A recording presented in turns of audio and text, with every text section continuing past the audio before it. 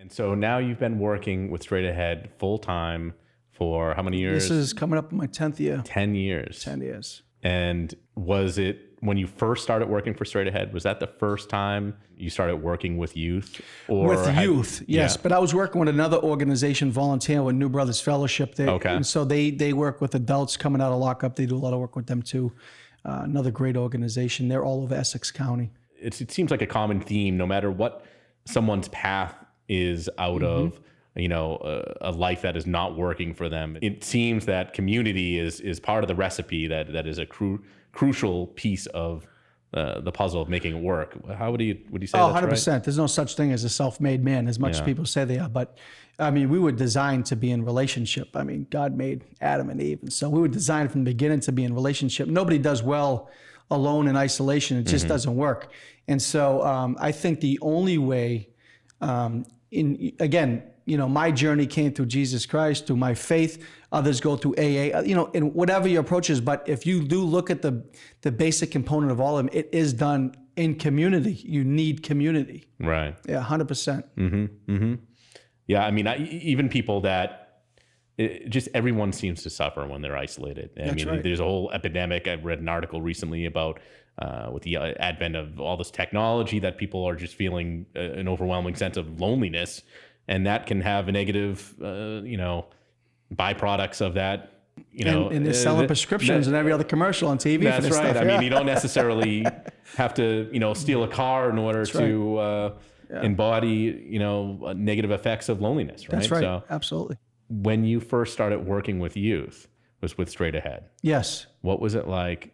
I'm sure they have a lot of training. I think from what you told me, there's a lot of training, a lot of you're kind of working with people, you're learning their process of helping youth. But what was it like the first time you helped a child or a young adult? Yeah, I mean, do you remember? Was it an experience for you? Or? Well, I remember walking through the door the first day at Straight Ahead, and I just knew I was at home.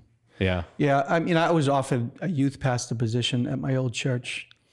And I turned it down because I didn't really want to work with suburb kids. And so I was like, yeah, I'm good. I says, I'd rather just wait. And, I just didn't feel like that was my kind of calling type of thing. But, and so, going back in and starting, go back inside of the same facilities that I was locked up in, that was kind of a trip. Was it hard the first time? It was, you felt a little out of place a little bit. You got your palms sweating, a little PTSD coming back. But yeah, I mean, that all went away. But, to be involved in youth life that really have no shot. I think of my kids, it's like, they have such a great life. My son, we argue from time to time. Yeah. And so, typical stuff. But for me, it goes beyond just helping a youth because it's such a ripple effect, right? Because each youth, it's not just keeping them out of lockup, but it's like if their lives are changed, it's going to have a ripple effect to their family, to their communities, to their schools,